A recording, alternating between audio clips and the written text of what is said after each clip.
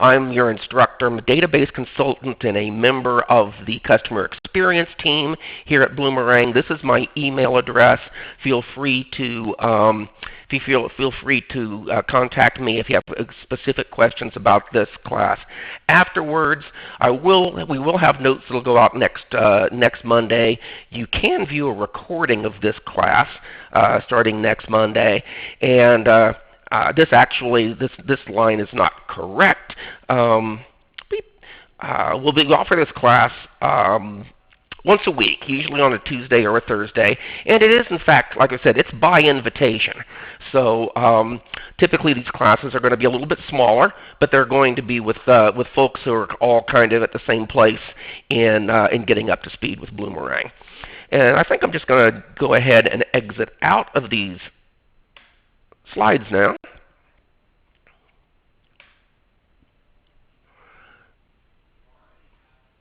And get into my database. So this is my sample database full of imaginary transactions from real and imaginary people. This is what you'll see in Bloomerang when something like this when you log into your Bloomerang every day. The donor retention meter, which with the whole classes on what this number means and how to use it. But the amount raised this week, your progress toward any various campaigns you have, and later on you'll be able to set your own tasks and things like that. For the purpose of today's session, what I want to do is focus on some really key, some of the basic things you need to do with each of the functions in Bloomerang, each of which is represented by one of these icons down the left-hand column. And I'm going to start going all the way down to the bottom, which is, the gear is your settings icon. So if Bloomerang has two levels of users. If you're an administrator, you're going to be able to click on this and get to all of the features I'm going to show you here in a second. If you have been set up as a basic user, you don't have access to these things. And if you find in the course of your work or in the course of reading a help document for Bloomerang that you need to do something, you need to contact the person in your organization or persons who are an administrator and either ask them to set that up for you, or maybe it'll be time for them to make you an administrator too. Oh, let me show one other thing before I go into settings. This may be the most important. This may be the most important button on this entire page. And it's on every page of Bloomerang. No matter where you are in Bloomerang, you're always going to have these buttons in the upper right-hand corner, including the one you use to log out. But the question mark takes you to our help documentation. It allows you to send us an email to our support team that typically we get. If you're working on the weekend, this might be something where you can leave us an email and we'll get back to you first thing on Monday morning. But from 9 a.m. to 8 p.m. Eastern Time, Monday through Friday, we've got a team of folks answering live chats almost instantaneously. And that is a basic service of Bloomerang. It's part of your basic contract regardless of what other extras you're paying for it. So it's not going to cost you any extra to open a live chat and ask for help. Back to settings. First thing I want to show is if you've actually just recently got Bloomerang and you've not yet gotten this far, the first thing I'd like to do is skip down through all the hot links to the most common settings and click the big blue bar for View All Settings. Let's back up one first, in fact. Nope, it's not the big bar. Let's look at it again. The very top setting is My User Account. Go in and make sure that your name and username are in here, and you will have, when you will have a we will have set you up when you went live with a username and sent you an email where you'll set your own password. And then from that point on, anytime you log into Bloomerang, the one thing we really want you to do is go to the time zone and make sure that we've got the right time zone for where you're operating out of. So, Mid-Atlantic, where am I? I'm at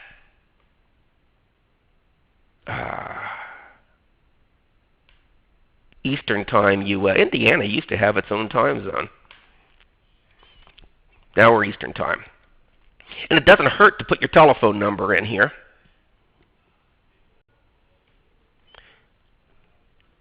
It just helps us get in touch with you quicker sometimes when you've left us a message.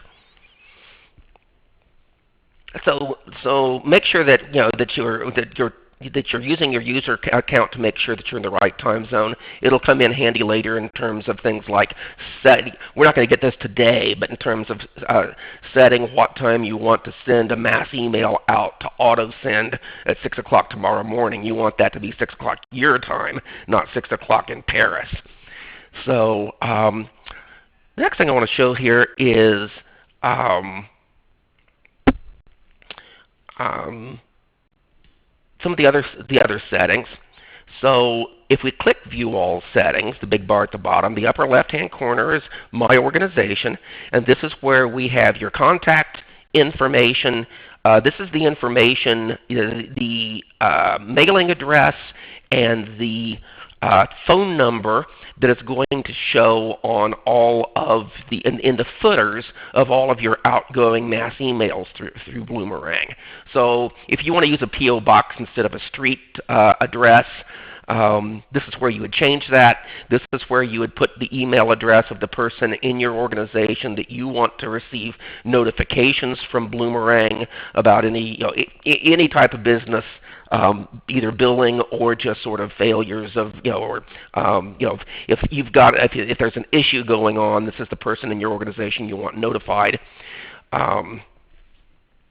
Your website will show up. And the most important thing on this page is to tell us when your fiscal year starts. It's going to default to January 1st, but if you have any other time of year where your fiscal year starts, tell us that on this page and save that. Also, I'd like to use this opportunity to talk about creating new users. Bloomerang does not charge you for multiple users, so if you are the administrator but you've got 3 people in your office that you'd like to have access to, all you've got to do is go to Settings, go to View All Settings, go to Users, and click New. And give them a name. You see I've got Inigo Montoya already. We're going to add Fezzik at runsdemodatabase.org, who is also in Eastern Time. And he's going to be a standard user, and we'll just save that. And with that, Fezzik will have been sent an email at the email address we put in there, and he'll create his own password, and then he'll be able to log into Bloomerang. I also like the fact that in Bloomerang, this is the really good time to start with. If you're early in the process here, to get your campaigns, funds, and appeals set up right. These are all basic settings in Bloomerang. And funds is the most basic of the things that we track pertaining to each donation. And funds, think of funds as the buckets that your money goes into. When you get a brand new empty Bloomerang database, it's going to have 3 default: unrestricted, temporarily restricted, and endowment.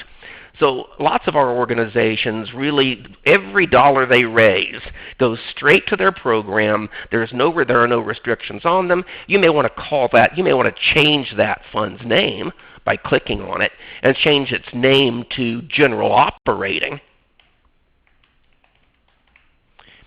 And that's done that easily, and save that. Although I don't want to do that right now.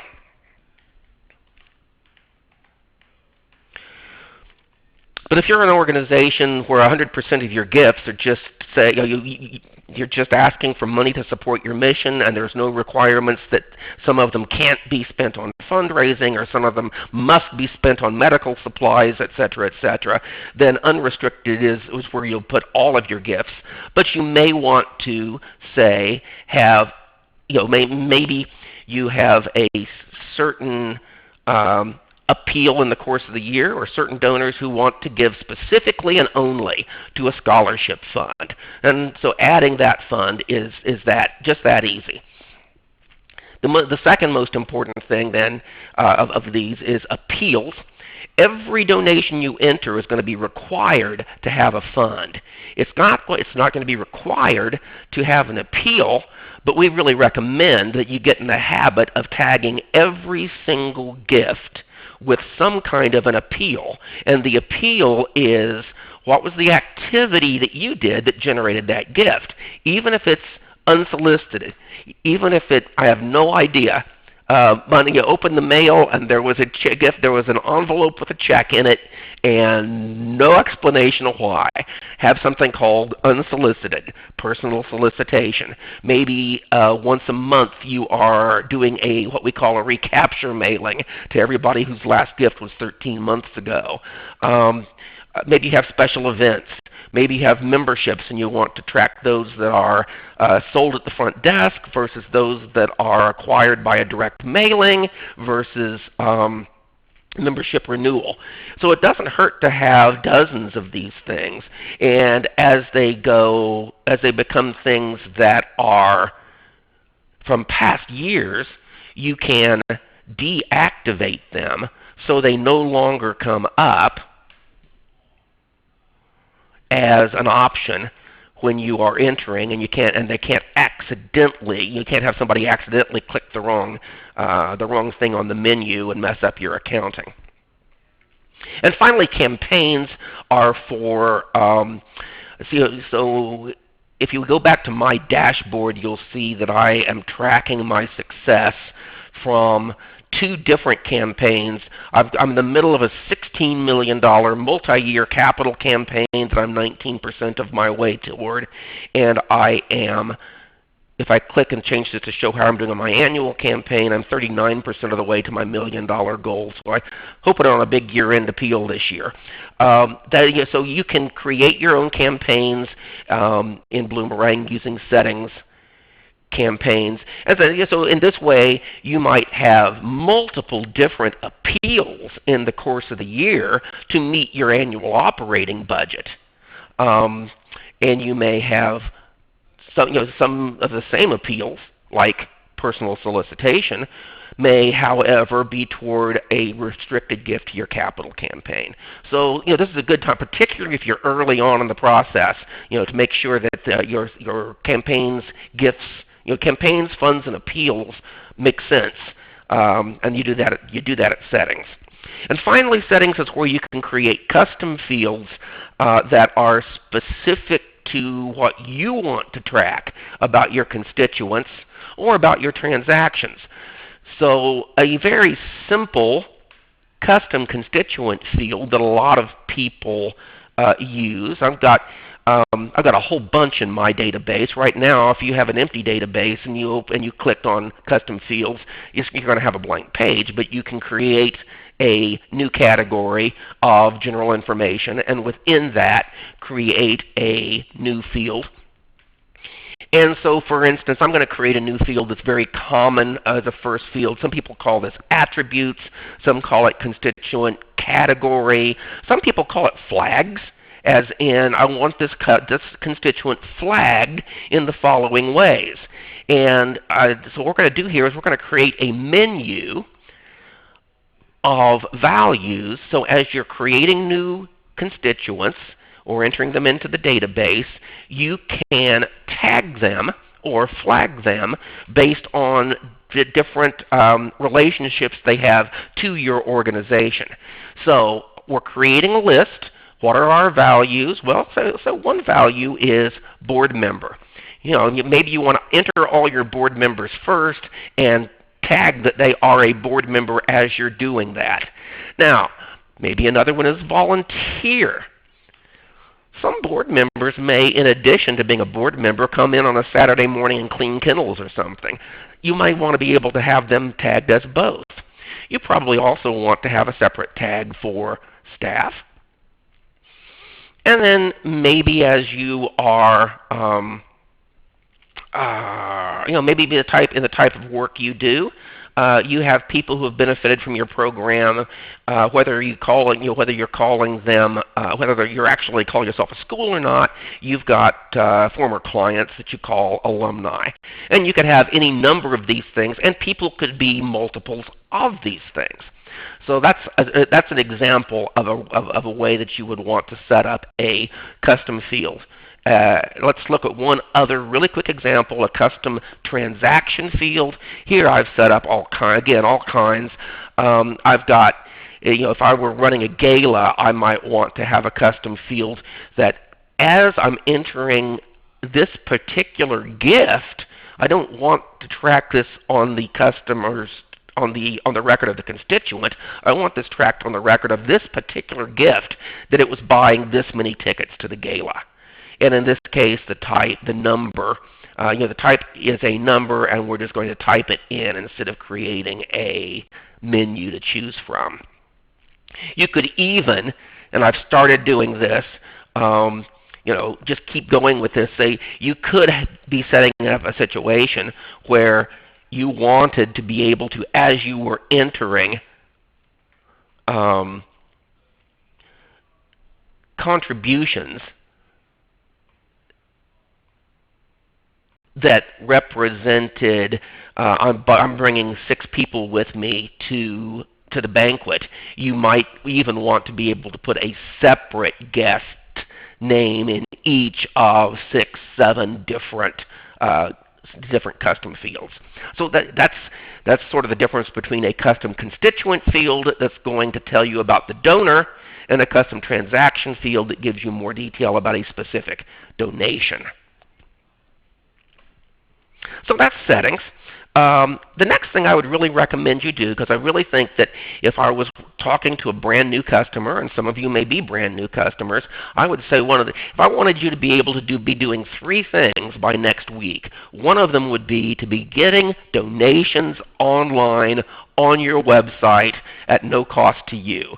And so we're going to go through that process. The first process is to select a transaction processor. If you're already working with something like PayPal or Network for Good, that's fine, and you can keep working with them as long as you want to. But as you know, or will very soon find out, you're going to have to handle each transaction twice. You're going to have to either enter those transactions into Bloomerang manually, or once a week or once a month run a report out of your current transaction processor and import it into Bloomerang. We don't want to do that.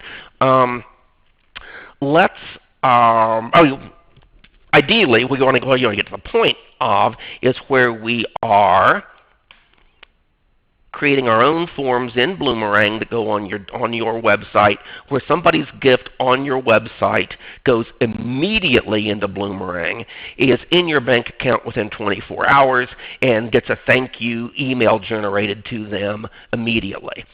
And so to do that, we're going to go into settings again. We're going to click on transactions, and we're going to select transaction processors. So right now, my sample database has what we call a test processor on it. But essentially, if you go over here and click New, you'll have your choices. BluePay is something we're phasing out. We're going to recommend you choose between Stripe and Authorize.net. They both work just about the same. The benefit of Authorize.net is that it takes not only credit card payments, but also ACH or electronic fund transfer payments. Charges just about 0.2% more per transaction. Stripe is, for nonprofit clients, 2.2% of each transaction. And if you're not using EFT, just go with Stripe. When you select one of these, a page is going to come up where you hit a sign up button, and you will be taken immediately to this organization's sign up page, where you will be able to create an account. And so the things you're going to need here is, in addition to your name and your URL and your address, and I'm not going to be able to advance past this page without entering, you will need your federal ID number, and you will need the bank account number, the routing number, and the account number for the business account that you want these transactions going into. You put those things in, and boom, they will send you an email almost immediately that include, if we back up, they will include these two pieces of information that you'll paste in here and hit save, and you'll have a transaction processor. You'll be able to start actually creating test forms immediately. And as soon as you've got a test form that you like, you'll be able to paste that onto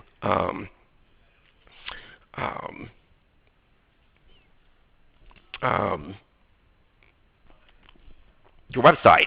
One real quick thing here. Let me just, as a sample here, I'm not going to do this with everything I show you, but that's, this would be a good opportunity to demonstrate. Here's a way you can go, if you want a little bit more detail there, click on Help and Videos.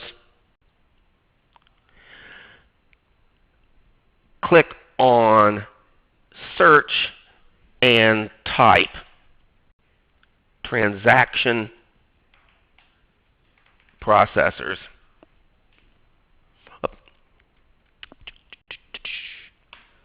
Click on Forums. I'm sorry. Click on Forums and then search for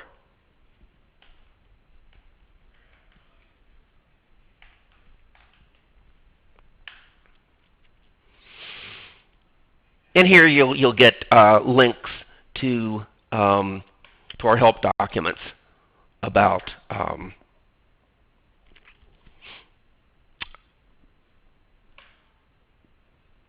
there, it's Solutions. I'm sorry, it's under Solutions.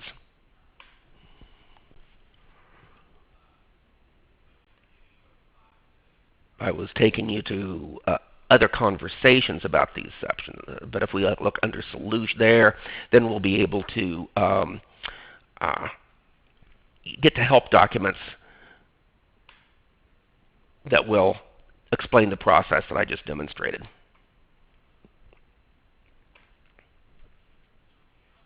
So the next thing, having covered settings, let's start working our way down. The other things, constituents. So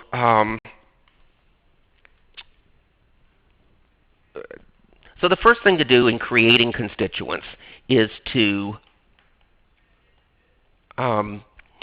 you've got a check in the mail today, and you want to create the name of the person who you're going. It's a new donor. You want to create. You think it's a new donor. You want to create an account for them. The first thing you do want to do, though, is to type in the name to see if they are already in the database. And so actually, no, Kylo Ren is already in the database. So rather than create a new constituent, we'll just go ahead and open that donor's record. You always want to check first before you just start typing in a name. But let's say we got a gift now from Tom Petty. Is Tom in the database? No, Tom's not. So now we will go create a new constituent. Is this an individual or an organization? And we happen to know that this is a Mr. Tom Petty. When you type in those things and hit enter, then Bloomerang is going to automatically create an informal salutation of Dear Tom, a formal salutation of Dear Mr. Petty. Your envelopes will be addressed to Mr. Tom Petty, and your recognition name will be addressed to Tom Petty, unless he tells you that he wants to be anonymous. And so that's where you would use recognition name to change his name to anonymous, and that way when you're running a report for the purpose of donor recognition or your annual report, his name's not going to show up in it against his will, but he's still going to be getting thank you letters. Save that, and then you've got the opportunity to edit further. And here's where we can scroll down to this general information and point out that that he is a alumni and a volunteer of whatever program my organization is doing. And while we're here, we can put in his address. He did something about Mary Jane living on Market Square, right? And that was, in fact, a song about Indianapolis, Indiana.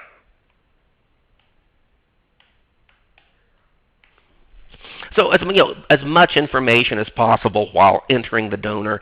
Let's say a few weeks later, then we get a matching gift from his employer. The Heartbreakers. Search not found. So we're going to have to create a new constituent, and this time we're talking about an organization. And the organization, so we will create in an organization the name up here. And the primary contact here might be it may be some other person within the organization. So Tom Petty works for the Heartbreakers, but he defers all of his all the financial stuff to his organist, Benmont Tench.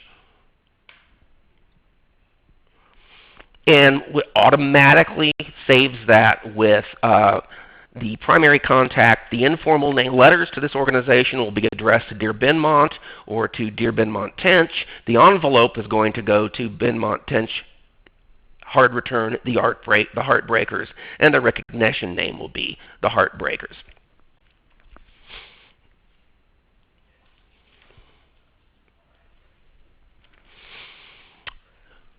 So now let's move on to transactions. Entering transactions is just like entering a constituent. You start by going to the constituent. So we were just talking about how the Heartbreakers, we just found out, are a new constituent. We had to create them. Now let's create their transaction. Let's go to the same place. We go up here, or in the upper right-hand, once we've created them, in the upper right-hand corner of each record is where you will be able to create new donations or pledges. It's also later on, when you get it more sophisticated, where you'll be able to create new interactions, where you'll be able to keep, to track the fact that you had lunch with them and here's what you talked about. Or simply, Bloomerang is going to keep automatically track of all the letters you send them and emails and things like that. So let's go and enter a new donation and say that today we got a $500 donation from them, which was unrestricted, and it was actually it was unsolicited. And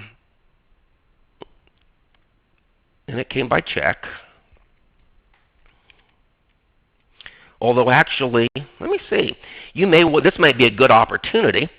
I do not have a record here, or I don't have an appeal for matching gifts.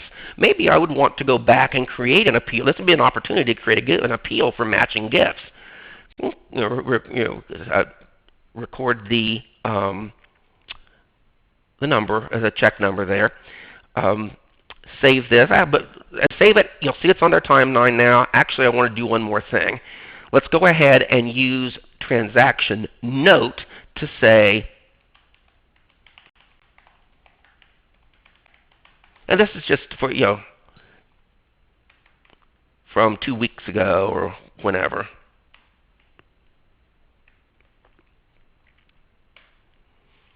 Save that as a note.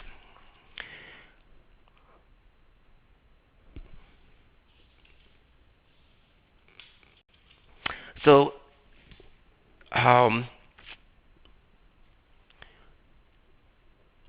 while we're here, let's go back to Tom Petty's record, and we would have entered a gift from him earlier that generated this matching gift. But let's say now that next week I call him and. In fact, I call him and tell him about the band's matching gift, and he says, "Great. Hey, tell you what I want to do. I want to give you a guitar that you can auction off at your next fundraising gala as part of a silent auction. So let's enter an in-kind gift. You do that by creating a new donation where the amount is 0. Because you want amount to correspond with your actual bank deposit. You can, this is going to be an unrestricted gift.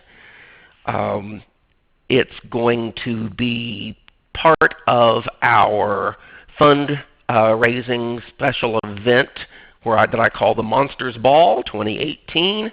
The method is in kind. The campaign, this is part of my annual campaign. As soon as you've clicked in kind, 3 more fields open up, one of which is this goods or services? It's goods. It's fair market value. Now this is something this is something just for your own personal internal purposes. The fact is the donor themselves is required to provide you with an appraisal of what it's worth. You're really not supposed to be telling them, sure, I'll tell you that's worth $1 million. So what you do, but in this case, Tom Petty's done this before.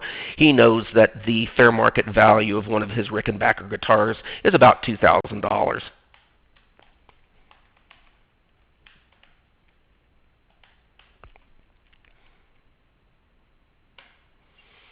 And that would be how you would enter a in-kind donation, where you'll be able to tell it's in kind because it's an amount of 0 on his timeline. Now, really quickly here, without going into a whole lot of detail, I also want to point out that this is where you can how you can enter new pledges and new recurring donations. These are 2 slightly different things. In Bloomerang, a pledge is a one-time, or a pledge is a commitment to give a certain amount of money by a certain amount of time. So somebody might make a pledge on 9/20 to give $1,000 as a single gift at the end of the year. And this is going to go to our scholarship fund.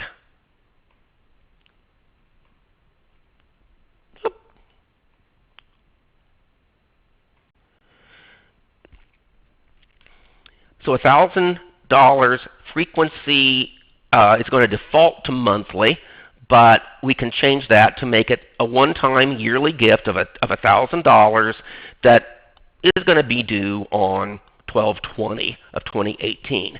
So that's a pledge. It's a one-time, and we're not going to be an auto payment. Or a pledge could be $50,000, $10,000 a year for the next 5 years, where the frequency would be yearly and the installment would be $10,000, and they would tell you the date that they want you to notify them. Pledges are typically for a large enough amount of money that they're not going to give you a credit card number for them because they're larger amounts. But once we save that, we could also, the difference between that is a recurring donation, which in Bloomerang, use recurring donation for those smaller monthly gifts, typically monthly, they could be quarterly or something like that, where they're giving you a credit card and just saying, don't remind me, don't send me a statement, just hit the card every month. So this could be a monthly amount where the fund is unrestricted and the appeal is monthly donors. And they're going to ask for an auto, and your auto payment method is going to be a credit card. And it's automatically going to start today, unless you change that to say, start at the end of the month. And this may be indefinite. Now, they may say, I want to give you $300 next year. Hit me 12 times, and then turn it off. But typically, these things are going to be indefinite. And you then select your processor and type in the card number and save that. And the card will start processing every month automatically. Now, I didn't have the numbers in. Actually, I can...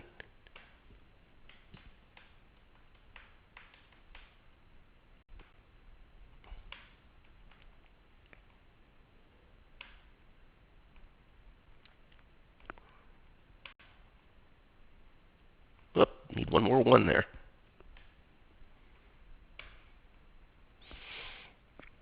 And now, Tom's got a recurring donation schedule on his timeline. I've got one more thing to show you now. Let's go back and look at this original donation. Over here, there's a column that says, has this been acknowledged? And the answer is no. That's the next thing we're going to get to.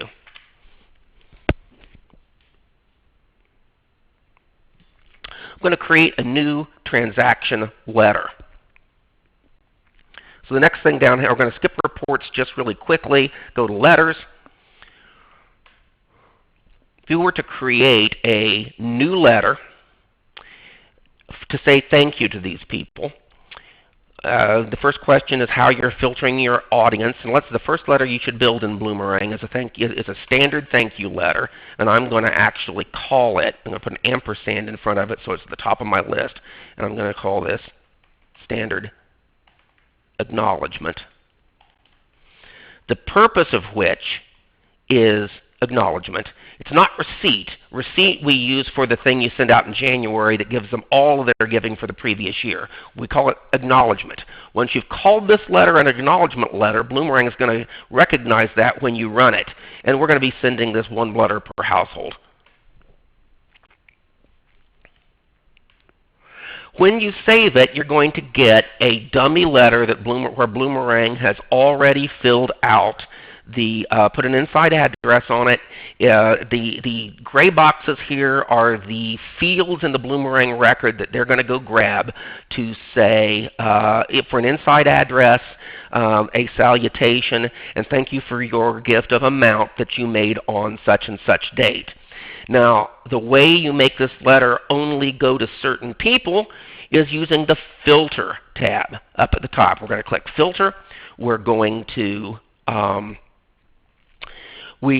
so right now this letter would go to all of our letters are going to exclude only a couple of people, but otherwise this letter we'd be generating 1,579 letters here. That's not what we want. We want to set up an acknowledgement letter that you do say once a week, where we are looking for transactions where, in fact, we could do it this way.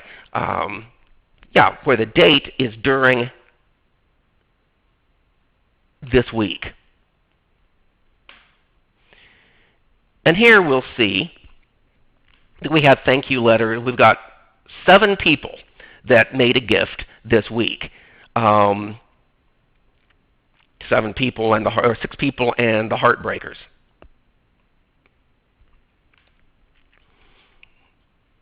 So if we were to, and I'm going to add another filter here, one more filter. Acknowledgement status is no. We want to be sending this letter to, we don't want to send a second letter to people who have already been thanked. And if you're doing this once a week, or if you start doing this like twice a week or 3 times a month, and your filter is date is this month, you may start getting second thank you letters to people who've already been thanked. So now if we were to save this letter and preview it, and you would see 5 different letters recognizing 7 different transactions, because Tom Petty had 3. If we were to create these letters, you get the opportunity to download them. They're going to show up they're going to show up as a PDF that you just send straight to the printer. You're going to be able to download the addresses, which comes out as an Excel file or as a CSV file, from which you can do a mail merge.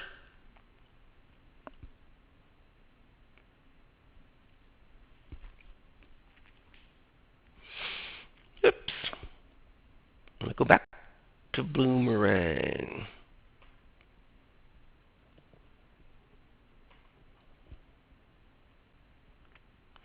And now, if we go back and look at those donors' records,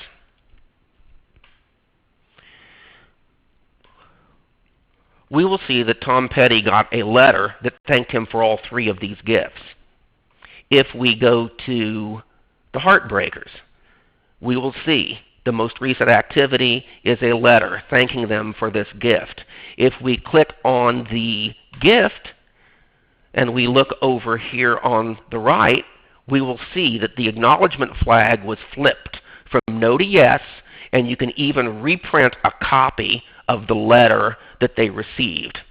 So that actually saves you the whole process that I did for years and years and years and years of making 2 photocopies of each letter before I sent it, and putting one in a chronological file for the month's the month's transactions, and another in an alphabetical file for the donor.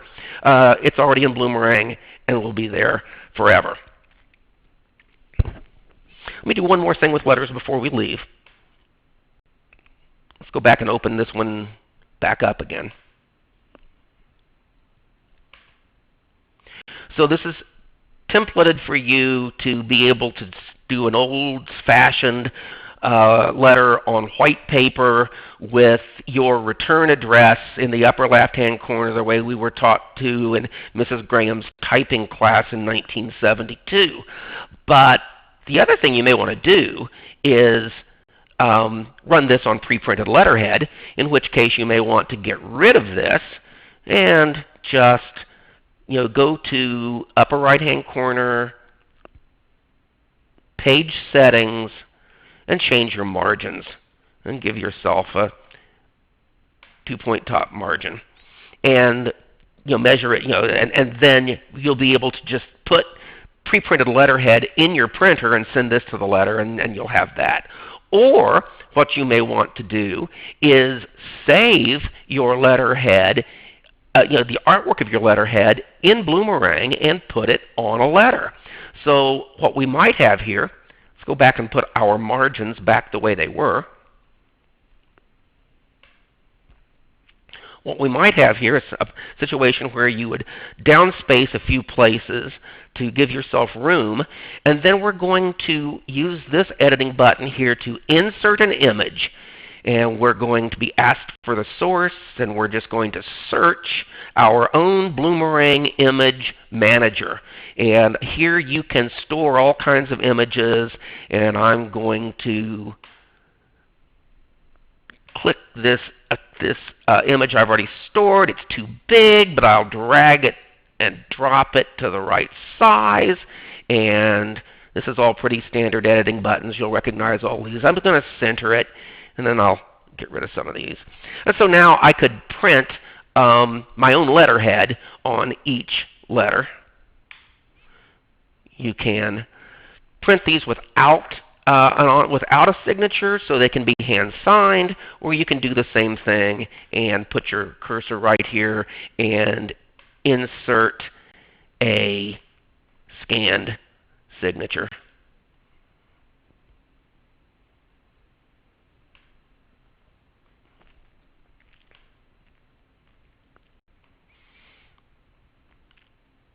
So once you're up and doing this, generating your thank you letters is something that you ought to be able, unless you're a huge organization. This is something, maybe you can't. It'd be great to do it every day, but who gets it done every day, particularly in a small organization? But it's something that you can do with a small number of steps. If you can set aside an hour a week, or an hour on Tuesday and an hour on Friday, or whatever. So just a couple more things I wanted to show you in another 10 minutes together is, but those are the three basic things I'd really like for you to all be able to do, is to have a transaction processor with a online giving form on your website, to be entering tomorrow's gifts by creating new new constituents and entering donations, and finally to be doing your thank you letters. We got one more step to show you about that online giving form, but first I want to show you two other things before I skip. And one is this. One is reports. I want to go to the reports list. I want to show you the most basic report that you might ever want, and that is, how do I get an alphabetical, how do I just get a list of everybody in my database? You do that by building a report from scratch and saying you want to see constituents. So a constituent report with no filters is going to be an alphabetical list of all 416 constituents in my database. Up here at the top, we have, you see this little upside-down pyramid. Anytime you see an upside-down pyramid, you know that that's hiding a pull-down menu of other options. So I could, if I wanted to, run this list. I've got some households. I've got some husbands and wives. I don't want to send a separate letter to both of them. So when I'm running a letter, I may only want, I've got them created into households. There's a whole separate class on doing that. But ideally here, what this is showing me is, if I were to use this list for a mailing list, I don't want to waste postage sending separate letters to Gomez and Morticia Adams at 1313 Cemetery Lane. So I've got 400 and some total constituents, 377 households. One more thing, let me say that, okay, I would really like to only be sending to constituents, to certain types of constituents. I only want really to see my donors and not my prospects.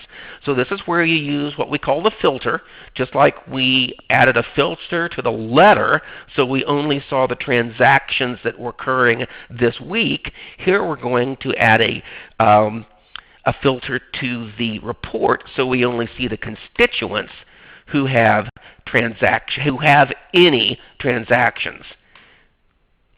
And with this, I'm down to 237 constituents organized by households. Another thing I might want to do with this is add a column for it for lifetime revenue.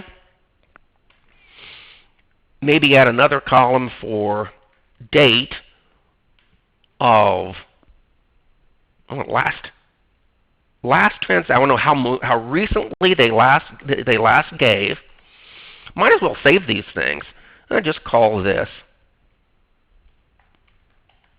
all donors.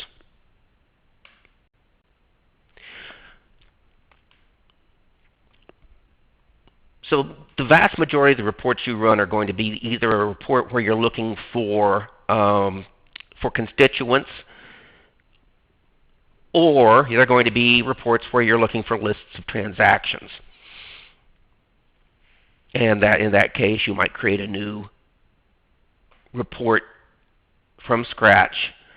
Again, no filters. This is going to be a list of a chronological list of every transaction in my database.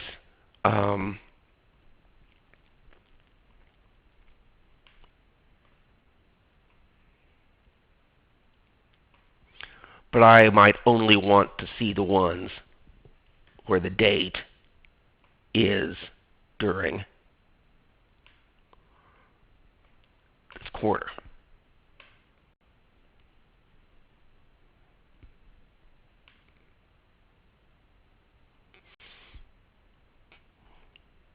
So that's those are simple reports in Bloomerang. The concept of filters, which work the same for reports and for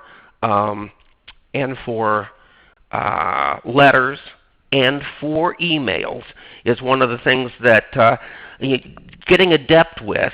It's going to take a little practice.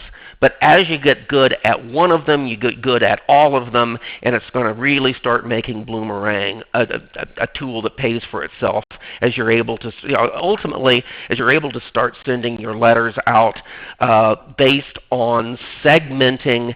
So you get a different solicitation letter to a first-time donor than one from a loyal donor, than one from somebody who's given in the past but not for a year, etc., etc. And I'm going to give emails are going to work very much essentially the same way. You can create a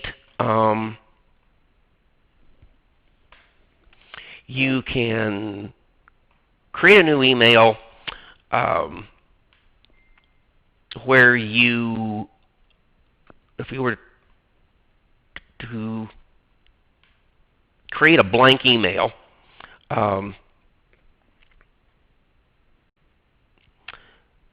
and this would be something actually, this would be a good idea to do here too. Call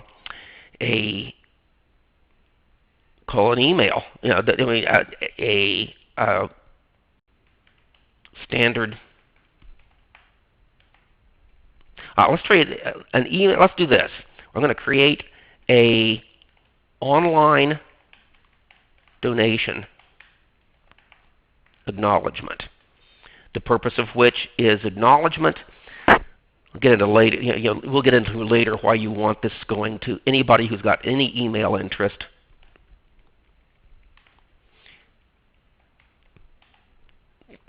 Thank you. It's from somebody in your organization.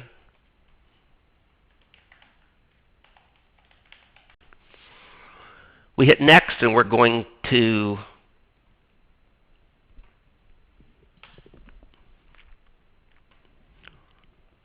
select a layout. We've got some standard layouts here. Every one of them is alterable. You can change the color scheme on any one of these, so don't worry about picking them based on the color scheme you like. You can edit styles and go to the backdrop and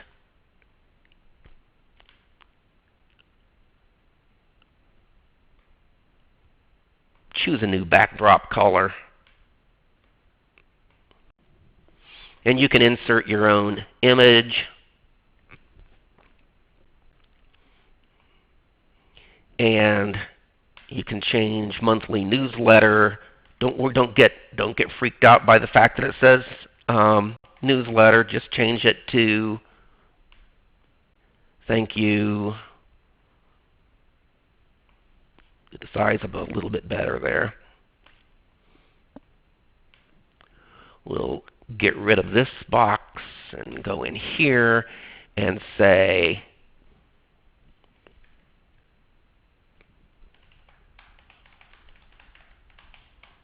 for your gift of, insert the Bloomerang field for amount.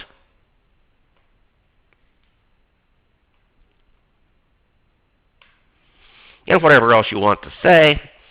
And once again, we're filtering this email for any transaction where the date is during this week. We save that. And once again, right now, this would go to the same. Well, we wouldn't send any because I didn't have any email addresses. It found the same 7 transactions that we know were in there for this week, but it's skipping them because we don't have email addresses for those people. However, I wanted to have that there as we did the last thing I'm going to do with you today, and that is to go to Settings, Website Integration, and we're going to create our first online giving form. And so we'll create a new one. All you need to do is to name it.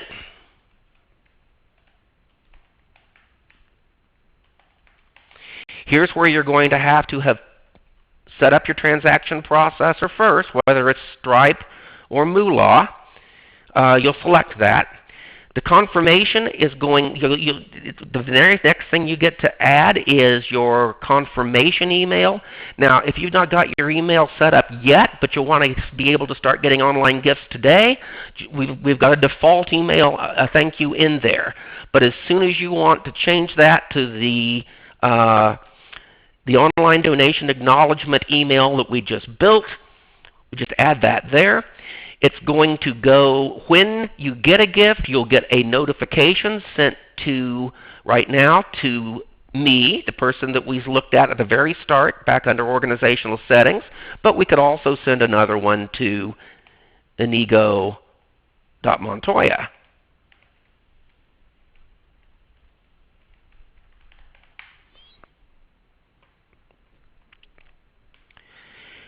You can set this up so the gift goes to any fund you want, or you can give people the option of making a choice.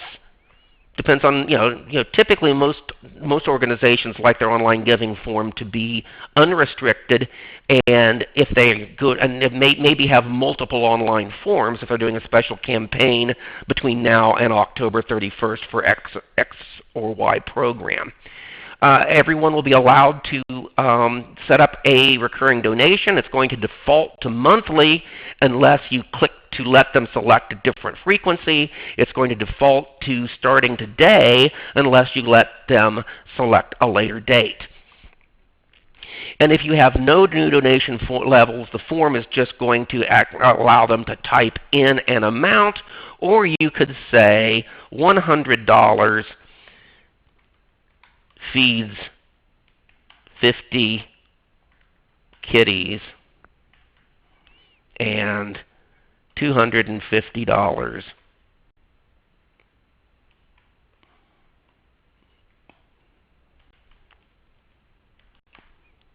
spays 10 puppies, etc. And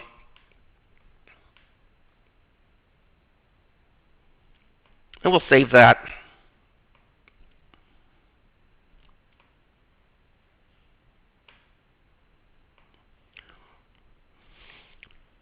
You will get the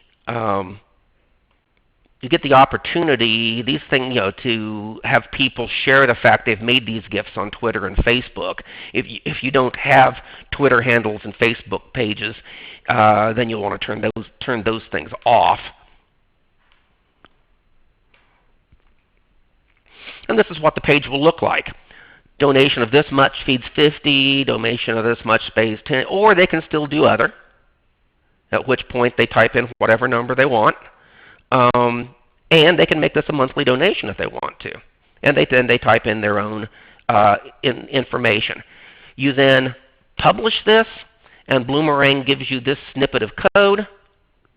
You copy and paste that, Control-C, open up your website, post it on your website, and you'll be able to have people giving immediately with the money, with the donation going into Bloomerang immediately, the money ending up in your bank account within 24 hours, and the thank you letter going out immediately. And that brings us to 12:03.